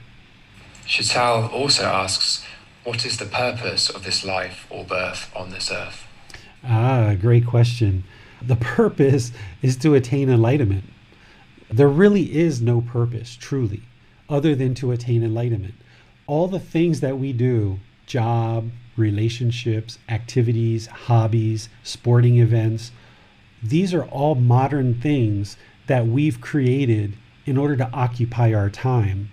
In prehistoric times, when humans kind of first started evolving 5 million, 6 million years ago, all humans were interested in during that time was just existing peacefully, right? Just peacefully coexisting. Do I have food? Do I have warmth? Do I have something to keep the body comfortable? They were only interested in existing. Prehistoric humans weren't trying to figure out what's my importance, what's the significance of this life, what's the purpose of this life. It's only the modern ego that is choosing to try to figure out what is the real purpose here? Why are we really here? Well, the true answer to that question is there is no purpose. There is no purpose for us to be here other than to eliminate this cycle of rebirth. And the way that we do that is through enlightenment. By attaining enlightenment, we stop this constant cycle of rebirth that we've been on for eons and eons and eons and eons, being so many different animals and so many different beings in the past. The reason why you and I still exist is because we haven't eliminated craving, anger, and ignorance. As soon as you do, you will attain enlightenment and you will no longer be reborn. And you will know that you've done it because the mind will be peaceful, calm, serene, and content with joy. You will have the truth for yourself. So you won't be waiting until you die to determine if you've made the right choices or not. You'll know now in this life. So there really is no purpose to this life. We just occupy our time with various activities to sustain our life and sustain our livelihood and maybe a little bit of entertainment here and there. But the ego craves this purpose because there's got to be some purpose, right? There's got to be some importance, right? The human ego wants this importance. It wants this significance. There's got to be some reason why I'm here. No, there isn't. Because 100 years from now, 200 years from now, 500 years from now, nobody's even going to know you existed, Chantal. No one's even going to know you existed. No one's going to even care you existed, right? It might be hard for the ego to hear that, but no one's going to care you existed. There's no purpose for you being here other than the fact that your mind is still holding on. And when you let go, then the more you let go and you train the mind to enlightenment, you'll stop existing. That can be one of the motivators to encourage you to learn and practice to attain enlightenment, is because to a certain degree, life can be pretty miserable in the unenlightened state. It can be pretty miserable. And that misery that you experience, that sadness, that anger, that hostility that you experience and that other people give to you, let that be your motivator of I'm getting out of here, right? I'm getting out of here. If you were in a room with 3 or 4 people and they were just hostile and angry all the time, you'd probably turn around and leave. You're like, I'm out of here. Well, that's what's going on here in this world. If you really don't like what's going on in this world, you don't like seeing children be treated poorly, you don't like seeing women or men or people who prefer same-sex relationships or other people being treated unfairly, then the best thing you can do is work on your own mind, eliminate craving, anger, and ignorance, and get out of here through attaining enlightenment and extinguishing this cycle of rebirth. There's no purpose other than to attain enlightenment. So sustain your life in whatever way you need to through a livelihood that's wholesome, where you can make enough money to support your clothing, your food, your water, your shelter, your medical care. But use your time to learn and practice these teachings so that you can get out of here. There's no reason to be here. We have a question from Pratik. He asks, does eating domestic meat and fish cause a violation of the first precept? Sometimes I come into conflict with my family regarding this eating fish, which causes more suffering to me and my family. How to find the middle way? Okay, so I don't like to use the word violation because that makes it sound like these are rules, right? Eating meat absolutely creates unwholesome karma, okay? The first precept that you're talking about, the first guidance of the 5 precepts that the Buddha gave in order to help us to eliminate unwholesome things, this unwholesome karma, is to not kill, is to live compassionately, trembling for the welfare of all living beings, okay? That's what he taught, because he knew by killing other beings, it's going to cause harm in the world. And you can see that. COVID-19, it's causing harm in the world.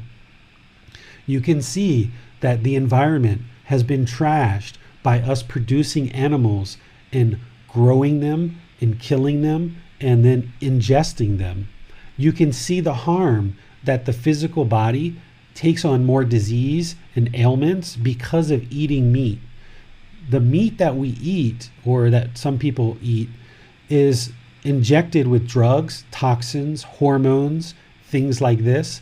And even if it's not injected, it's still picking it up from the groundwater. So when someone eats meat, it's well known that it causes disease and illness in the body.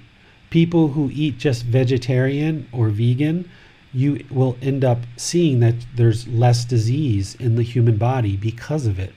So by harvesting animals and having other people kill them for us, and then we ingest it, you can't get away from that unwholesome decision. Just because somebody else killed it for us, we're still ingesting the meat, so therefore you're still going to get disease and sickness because of the meat that you're ingesting has drugs, toxins, hormones, and things like that in the actual substance. Even wild animals, they've pulled wild animals out of some of the rivers and streams in America, and they've tested it and found 191 different substances in the fish that were wild fish. They found cocaine, antidepressants, anxiety medication, all those medications that people are taking and flushing in the toilet or putting in the sink. That's all going into the environment, and then the animals, even wild animals or farmed animals, are picking that up. And then when we eat it, that's what is causing harm to the body. And when you eliminate meat from the body, from the food supply, this is your truth.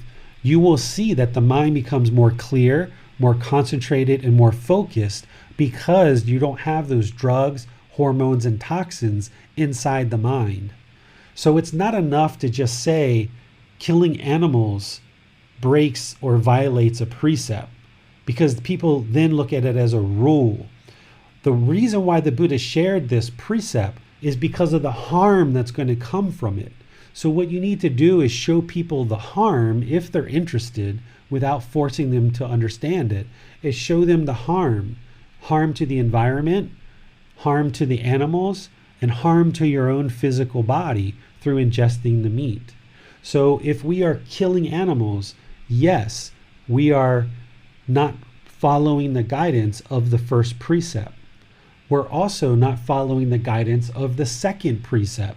The second precept is only take what is given to you. Await what is given, right? Don't steal, essentially. So by killing an animal, you're stealing its life. So there's two teachings that the Buddha gave that are not being practiced when we ingest meat.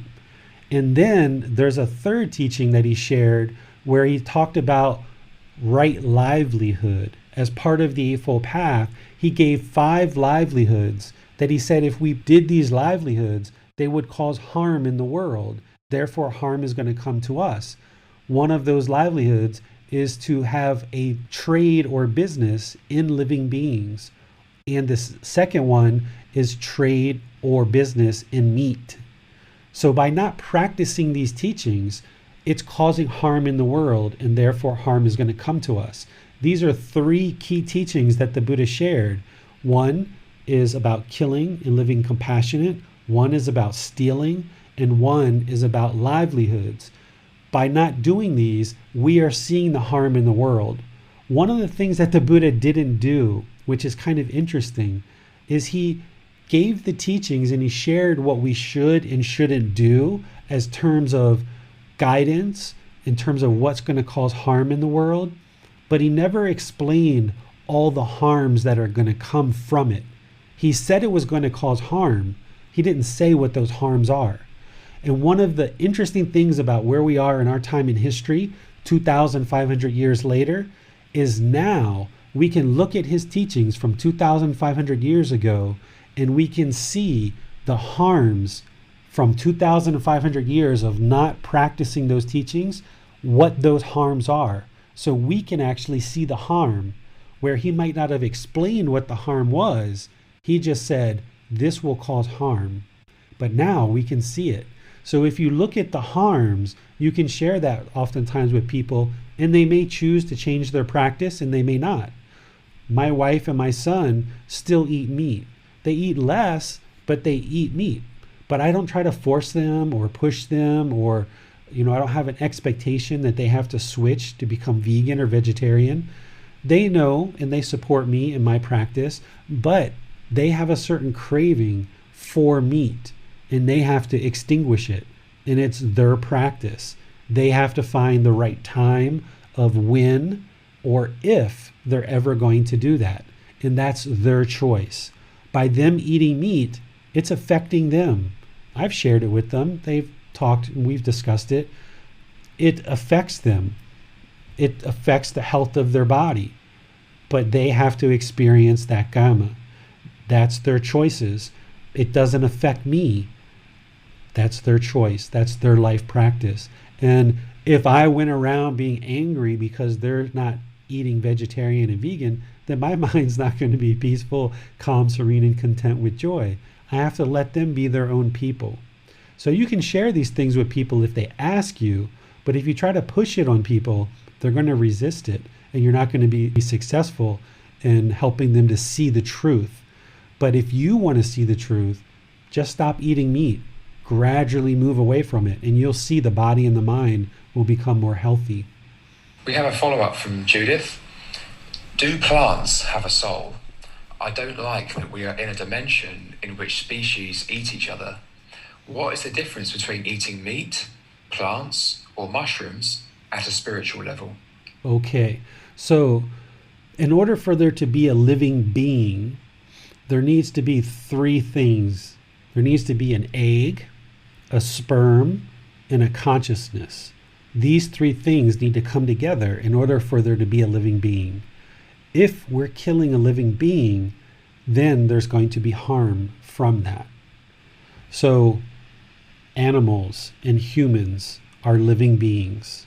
There's an egg, a sperm, and a consciousness. Okay, if we kill animals or humans, there's going to be harm from that. Plants, mushrooms, lemongrass, broccoli, lettuce, all these things, they're not living beings. They're plants. They don't have an egg, a sperm, and a consciousness. They don't have a mind. So we're not causing harm by eating plants. And that's what we need in order to sustain our life. So that's what we need to eat in order to replenish this body and build up its strength and give it energy. We have a question from Manal. She asks, Teacher David, as silly as this sounds, yesterday I might have killed what looks like a giant cockroach. I was trying to move it out of the way under a cup, but I didn't realize it was immobile by the time I had released it. The reason why I bring this up is I feel guilt for disturbing the life it had. Guilt typically involves understanding this, but we might still continue doing things. On the topic of guilt, does it help or hinder? So see, this is the Gamma, right? A lot of times people think that Gamma or karma is this mystical, magical thing in the sky that is like a bank account that we add or subtract from. What Gamma is the result of our decisions. When we make good, wholesome decisions, good, wholesome things come back to us. When we make unwholesome decisions, unwholesome things come back to us. So what Gotama Buddha's teachings do, his Dhamma, is essentially explaining these natural laws of existence that if you learn and practice these, that's why you can eliminate all these discontent feelings. So where this guilt is coming in is because you know you killed something, and that's the Gamma that's coming back to you. But the reason why you're experiencing this guilt is because there's still craving, anger, and ignorance. So let's give you a little bit more wisdom so that you can maybe eliminate this from the mind. You were not having the intention to kill this cockroach. It's something that just happened. In fact, you were trying to very politely and respectfully relocate it to another place, but it just happened to die as part of this. You didn't realize that you had killed it. So you didn't intentionally kill this being. So you should hopefully release that guilt that you didn't intentionally mean to kill this being. It just happened. Okay?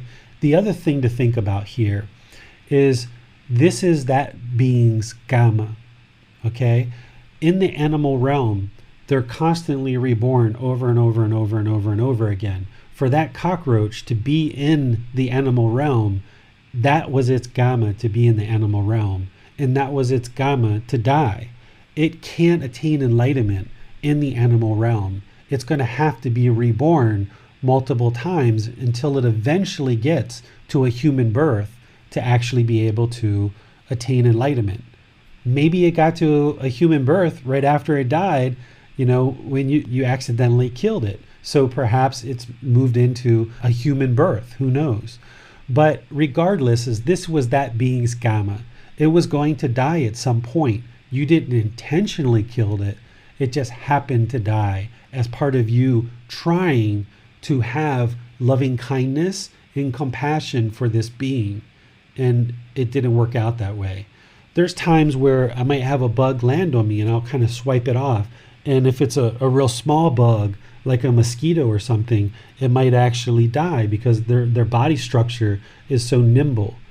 So I don't feel bad about that because I've tried, and oftentimes I'll blow, I'll blow at them because that tends to not hurt them rather than flicking them. But there's been situations where even I've blowed and it still kills the mosquito. Maybe it's my bad breath, who knows? But I think maybe I just blew a little bit too hard, maybe.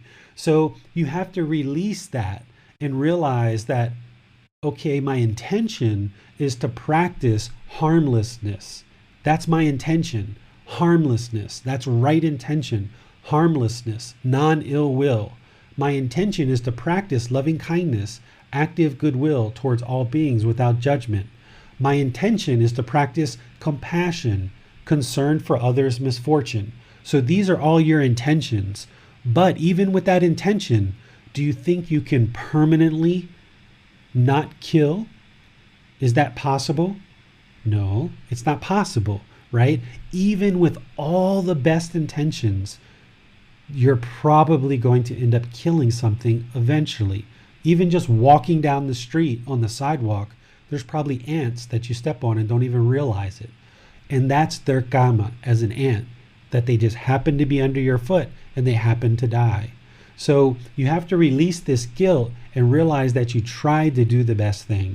And that's the best you can do, is have the intention of harmlessness, have the intention of non-ill will and non-harm.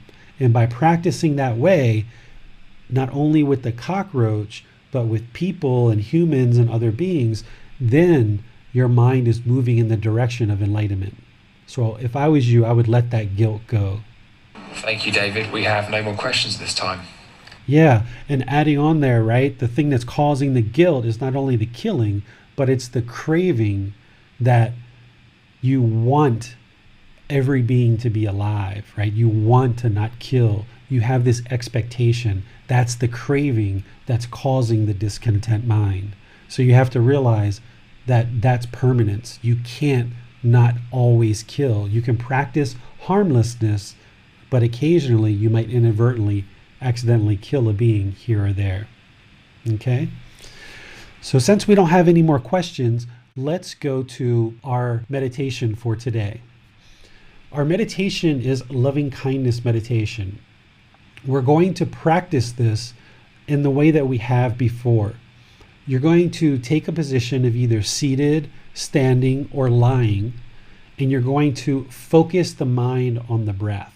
We're going to do breathing mindfulness meditation for a period of time, and then we're going to move into loving kindness meditation. Our loving kindness meditation, the way that we do it, is we're going to do affirmations. So after we do our breathing mindfulness meditation, I will provide guidance where I will say, "May I be peaceful." And when you hear that, on the out breath, repeat it in your mind. May I be peaceful.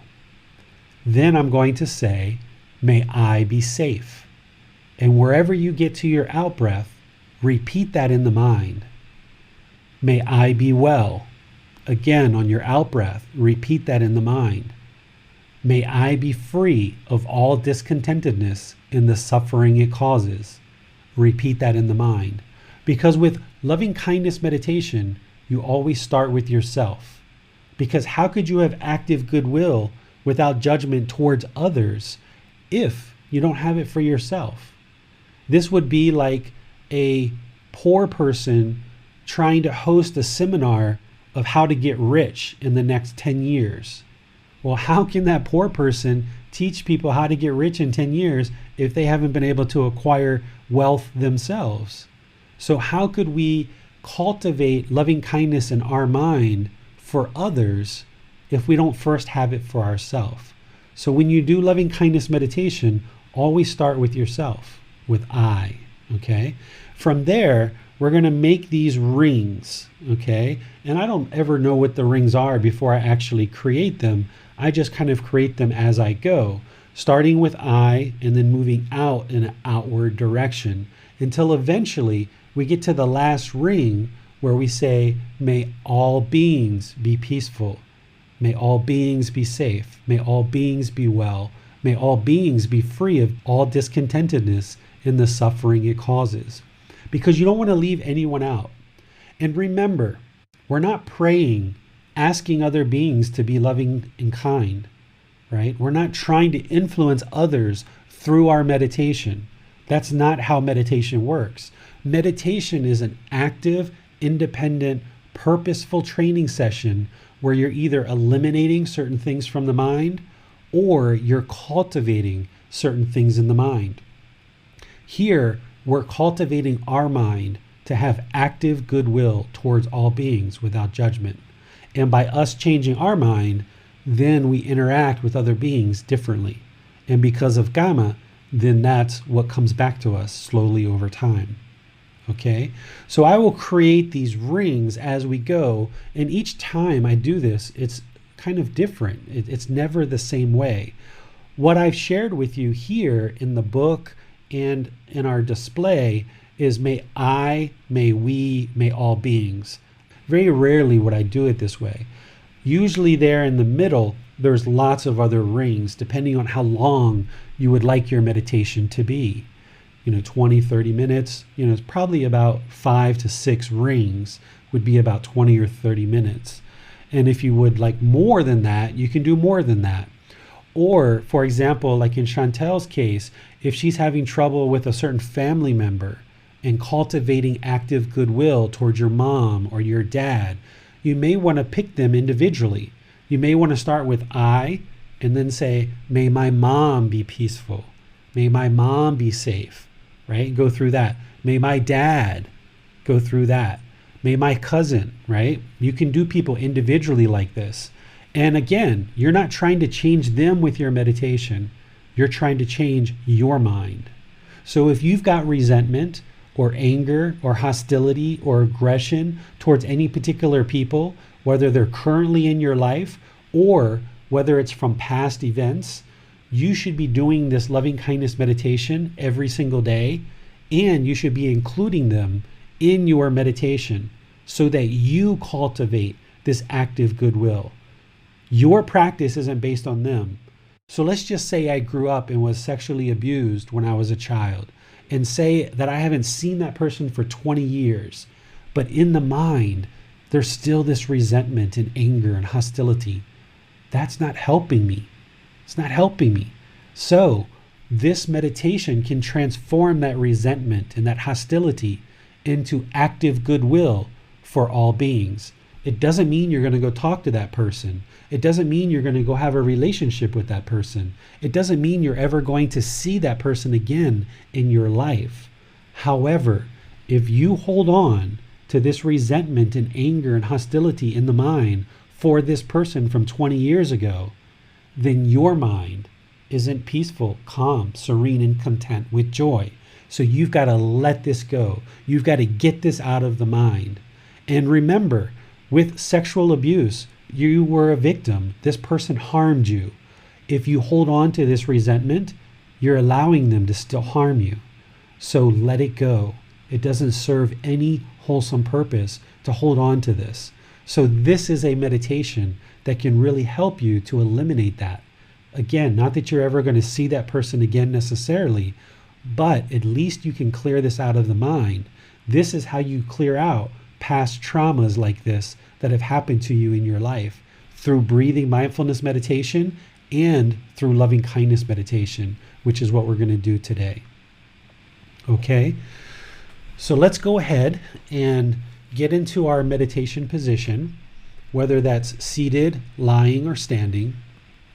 If you're going to sit on the floor, you probably want to cross your legs and get your rear up in the air a little bit high. That way it'll reduce the angle on your hips, and it will release the circulation and allow the circulation to flow in your lower legs. Just cross your legs, just nice and comfortable. You don't want them to be real tight. Your upper body should be in the middle, not slouched and not real rigid. Okay, you want to maintain your upper body with your own muscles, because this is going to maintain an active, attentive, and alert mind. By doing that, we can then train the mind. If the mind is sluggish or inattentive, then we can't train it. So by maintaining our muscles to be engaged in the upper body, now we can actively train the mind because it's attentive, because we're using our muscles. So if you're in a chair, don't lean back unless your body's just really painful and you need it. Okay? Try to maintain that alertness of the mind. With your hands and arms, Gotama Buddha put his right hand on top of his left and put his thumbs together, and then put those in your lap. If that works for you, use it. But remember, this practice isn't about everyone doing it exactly the same way. So if you'd like to put your hands on your lap or on your knee or on the armrest of the chair, go ahead and do that. Whatever is comfortable. You would like your body to be comfortable but not luxurious, because if your body is luxurious, it's going to have a tendency for the mind to turn off. So allow the body to be comfortable in whatever position you need to be able to do that. These are a couple suggestions for you. Next, just close your eyes and breathe in through the nose and out through the nose.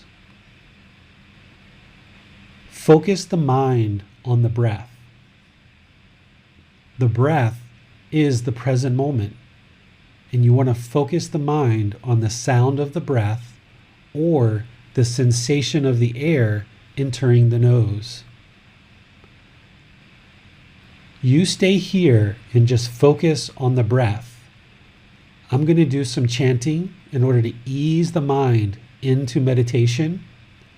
And then I'll be back with you with some guidance to help you deepen your breathing mindfulness meditation and then to guide you in loving kindness meditation. If you know these chants, you're welcome to chant along with me.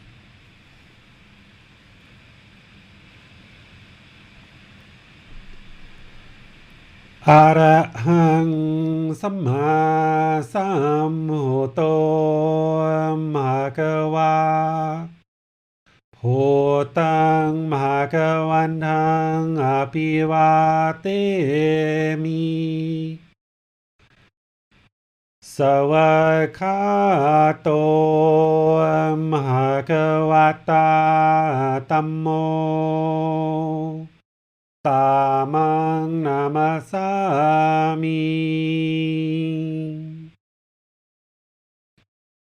Supatipano Bhagavato Savaka Sangho Sanghang Namami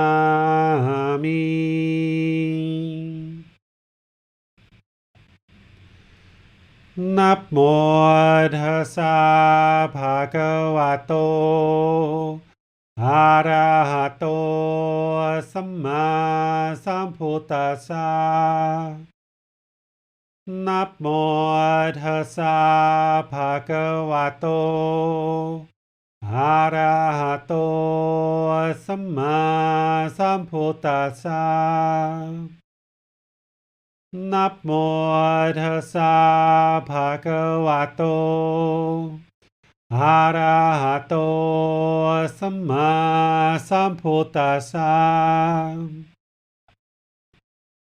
Iti piso bhagava arahang samma sambuddho. Vicacaranang samhono Sakato roka vitu Anutero purisa Tamasati satatawa manusanang Bhuto Bhagavati.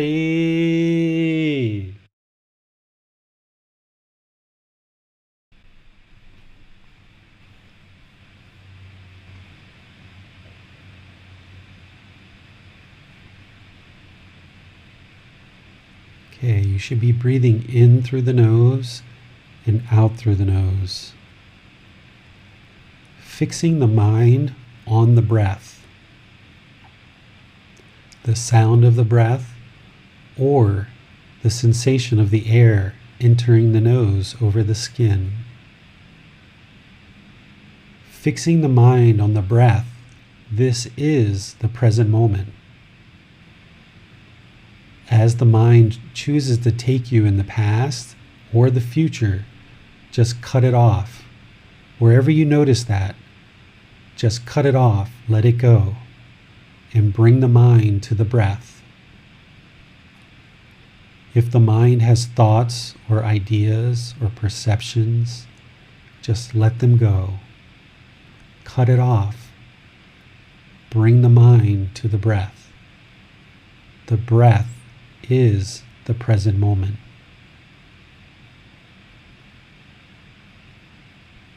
I'm going to leave you on your own to just establish your breath. Work on eliminating craving, desire, attachment, that mental longing where the mind holds on and holds on. Bring the mind into the present moment by fixating it on the breath. And then I'll be back with you for loving kindness meditation. You have nowhere to go, nothing to do, and no one needs you right now. This is your time to train the mind. Focus on the breath, the present moment.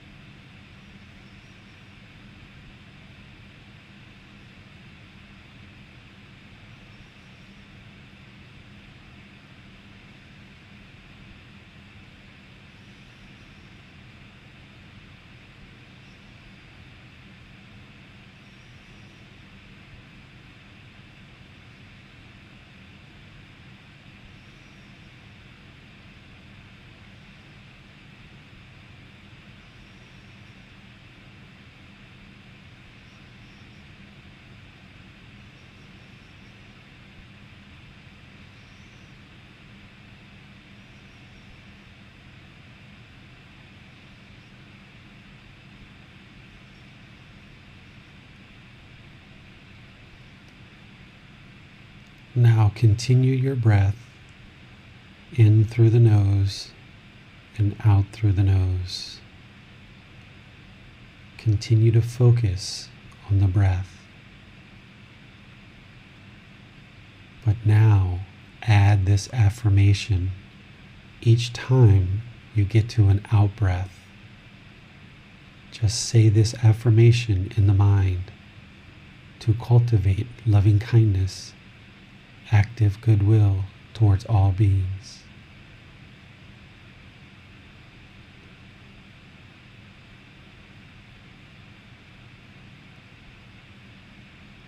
May I be peaceful.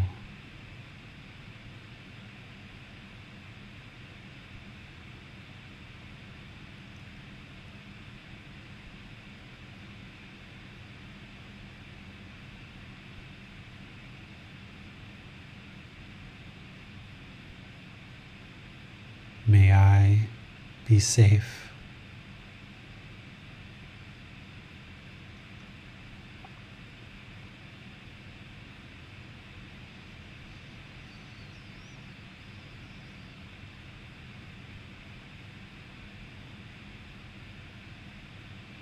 May I be well.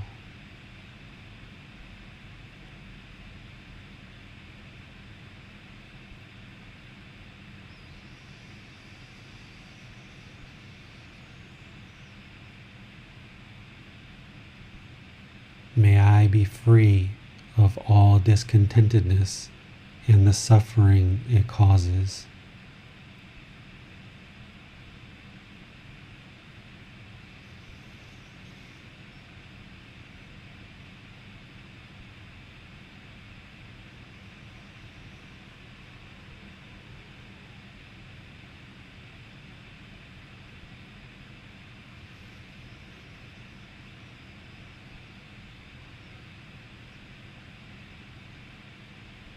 May we be peaceful.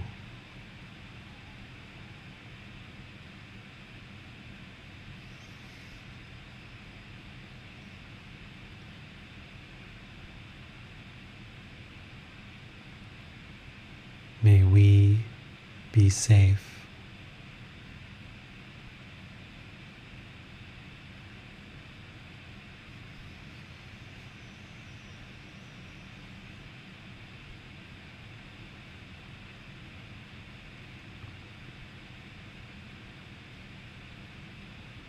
May we be well.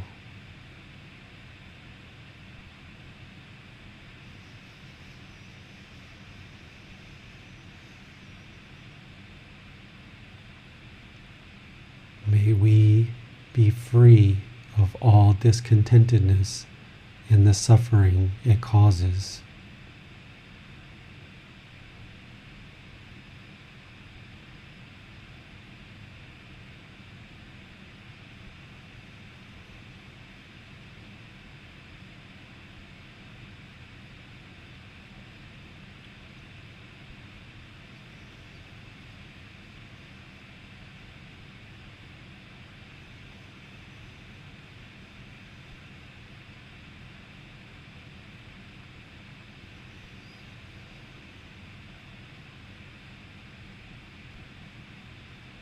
May all those who agree with me be peaceful.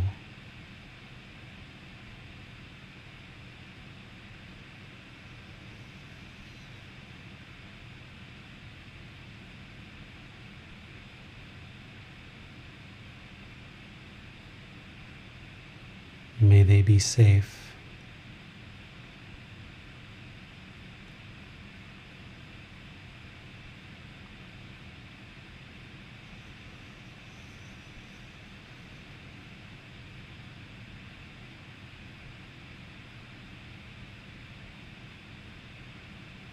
May they be well.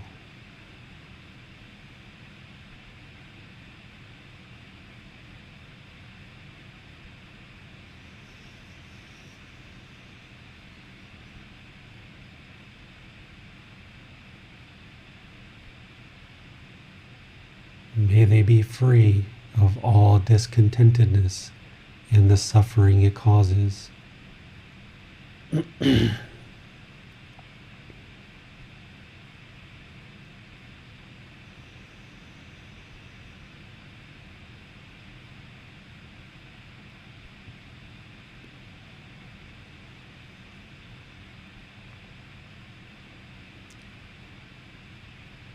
May all those who disagree with me be peaceful.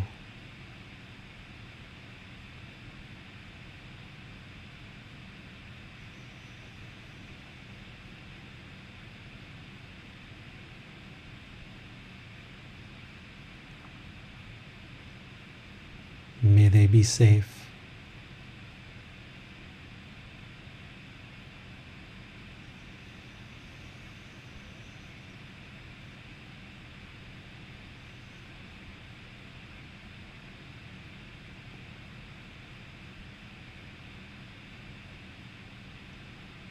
May they be well.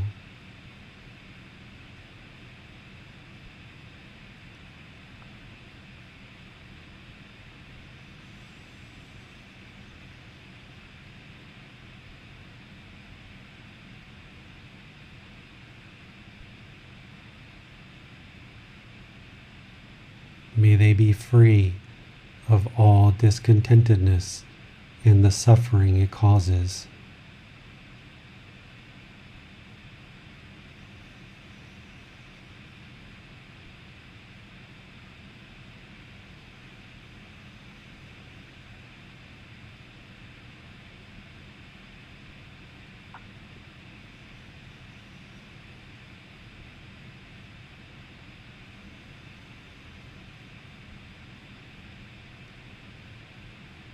May all those who have harmed me, may they all be peaceful.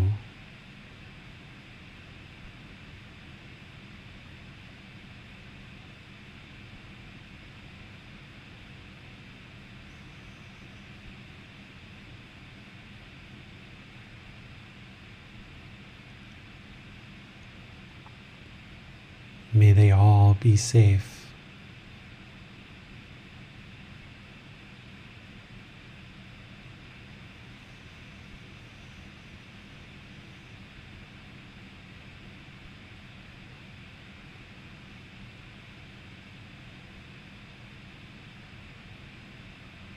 May they all be well.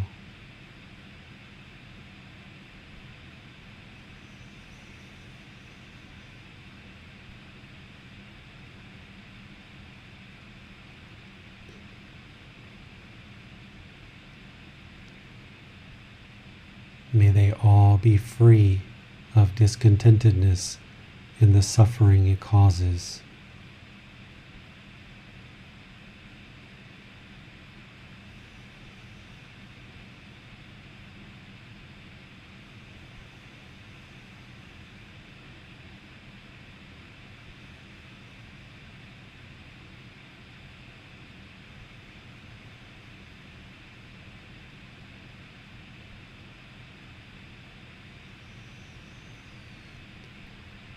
May all those whom I've harmed, may they all be peaceful.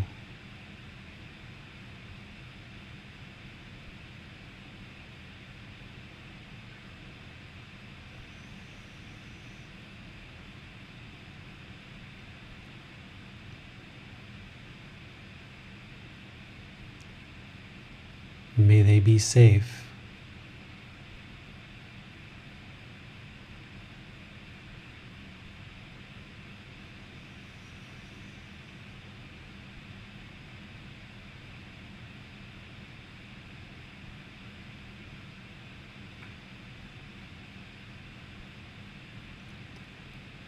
May they be well.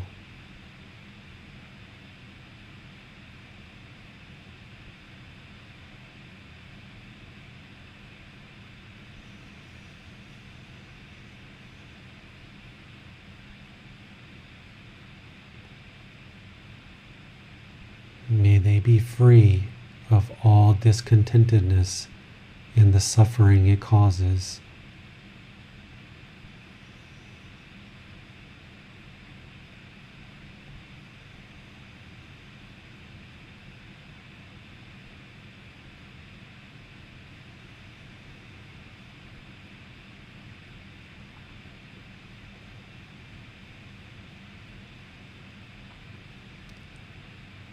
May all beings, no matter where they are or what realm they're in, may they all be peaceful.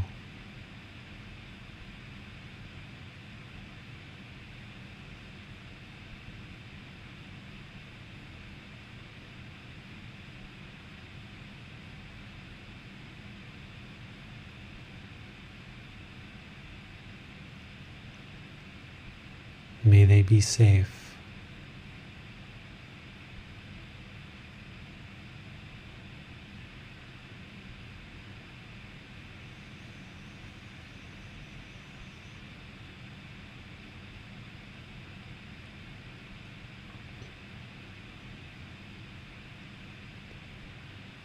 May they be well.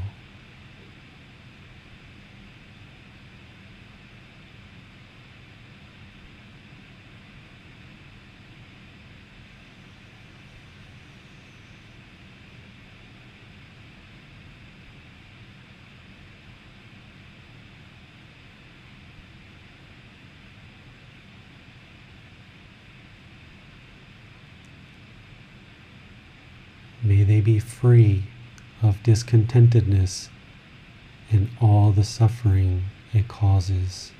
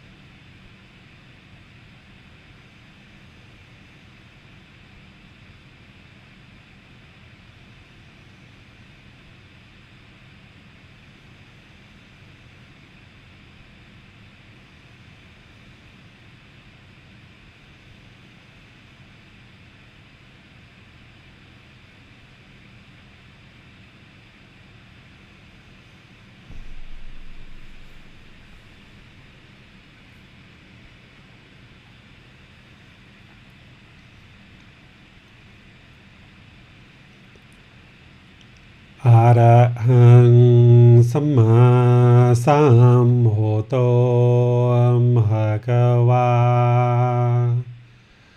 Bhutang Bhagavanang Abhivateyami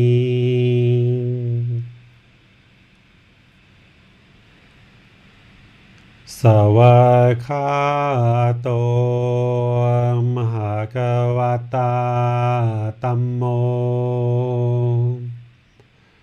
Tamang Namasami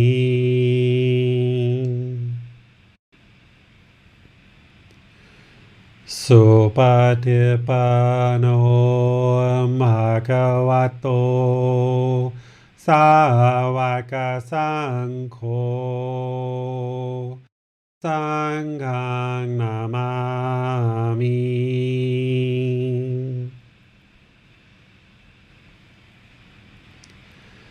Namo Tassa Bhagavato Arahato Samma Sambuddhassa Namo Tassa Bhagavato Arahato Samma Sambuddhassa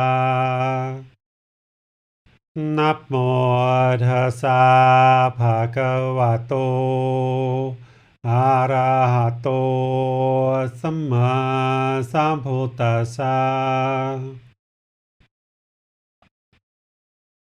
Iti piso bhagava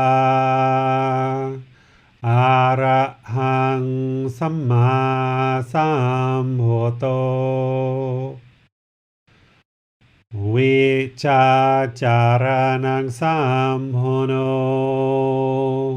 sakhato rogavitu Anuttero purisa Dhammasati satatava manusanang Bhuto Bhagavati.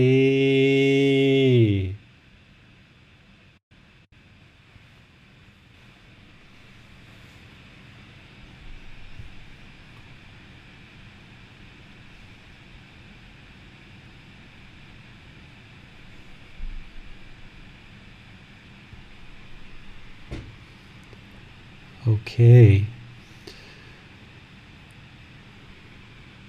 So you guys can go ahead and come out of meditation.